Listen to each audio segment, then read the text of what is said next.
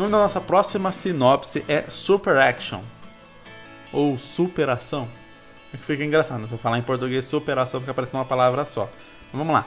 Kabocha é um menino de 10 anos. Ele descobriu que um cara fez uma espécie de maldição na família Shiwashi e Uta. O Kabocha, se eu não me engano, é da família Uta, pelo que fala aqui.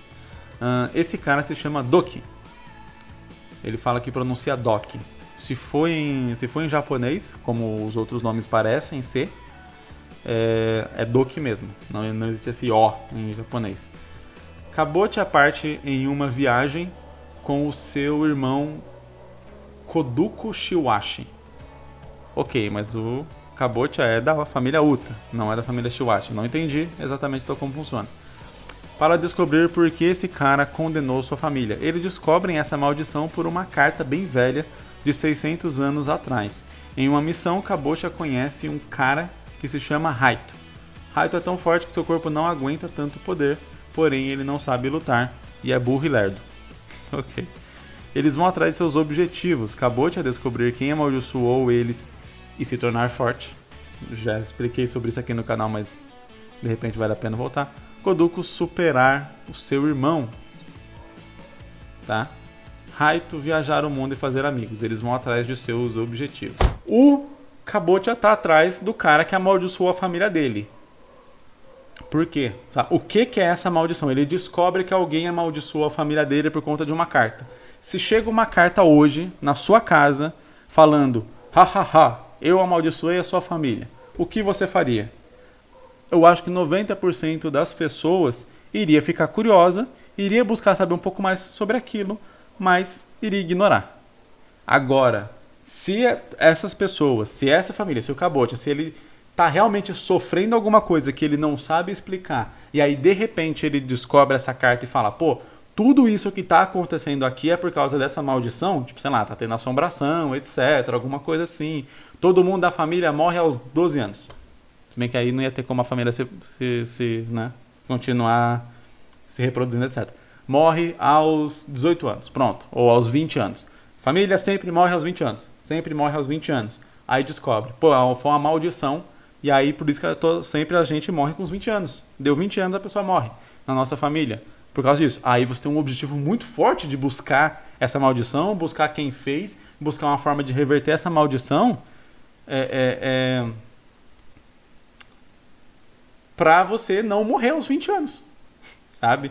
E aí tem uma outra questão, o personagem tem 10 anos e ele vai viajar ao mundo, fica um pouco complicado, novamente, é natural uma pessoa de 10 anos viajar ao mundo? Não é natural, então a gente precisaria contextualizar na história um motivo, né, de explicação do porquê que uma pessoa de 10 anos consegue viajar no mundo, nesse cenário que foi criado, por que isso é possível. Várias histórias trabalham com, né, principalmente mangás, trabalham com personagens menor de idade, criança, etc, fazendo coisas incríveis, mas daí você dá aquele contexto. Ele estava na escola, mas daí apareceu um negócio mágico e ele está vendo aquilo ali.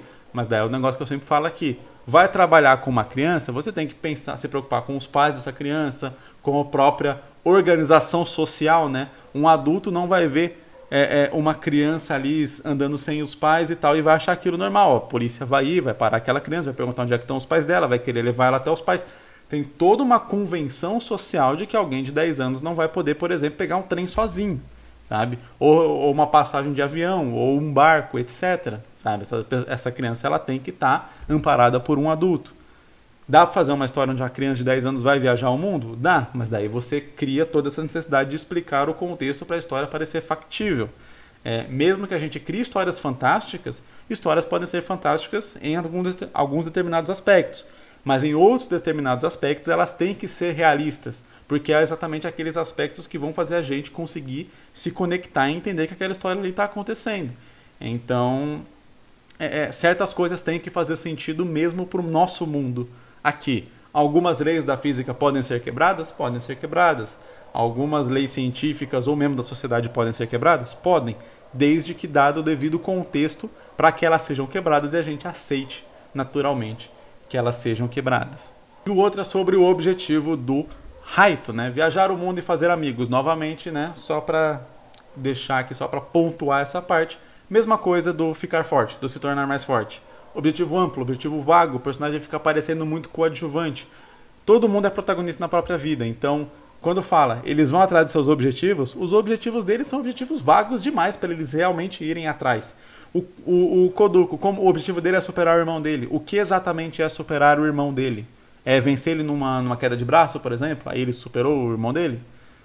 O que está definido dentro da história, efetivamente, factível, que é superar o irmão?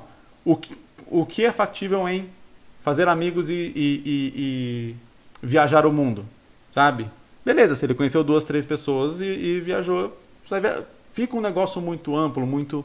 Não sei onde que essa história vai dar, não sei onde que isso vai chegar. Claro, o Hayato pode ter um gosto e ter realmente seu objetivo, ainda mais sendo um coadjuvante, mas daí ele precisa ter objetivos mais factíveis, razões melhores para estar junto ali. O que ele estava fazendo antes de encontrar esses personagens? Qual que é o objetivo dele depois? Ele resolveu se juntar, sabe? Chega alguém que você não conhece, essa pessoa tem um objetivo ali, e você fala, eu sempre quis viajar o mundo. Não é porque você sempre quis viajar o mundo que você vai se juntar com a primeira pessoa que aparece aí e que está viajando e fala, eu vou com você.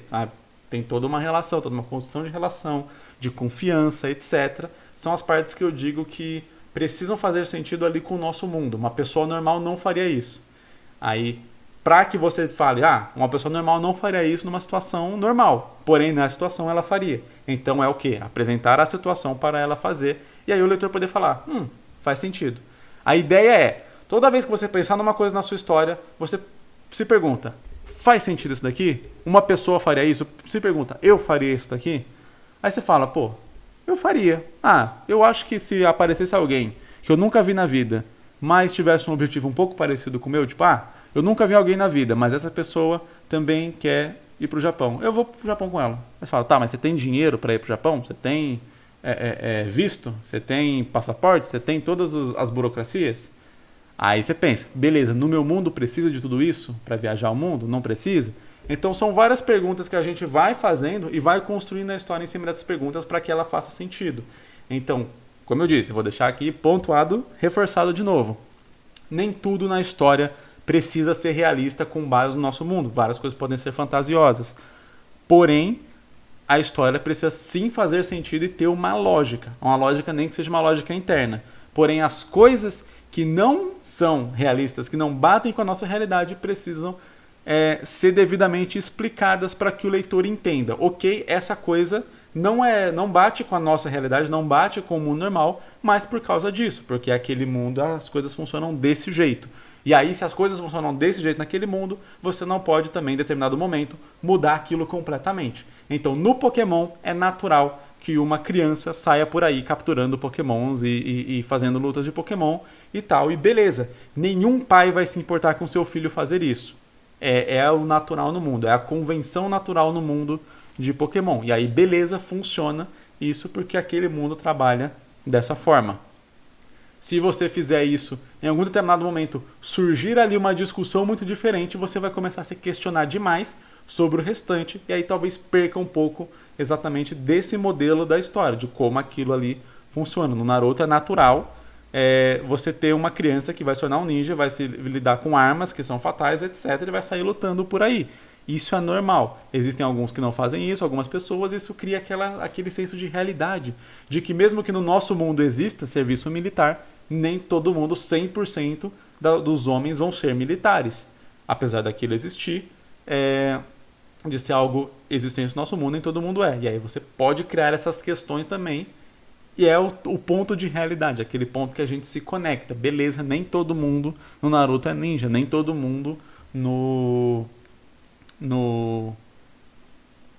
One Piece é pirata, nem todo mundo no Dragon Ball é lutador, né? Mas boa parte do mundo gira em torno de luta. Então, quem não é lutador ali é meio que ponto fora da curva. O geral, a galera realmente luta.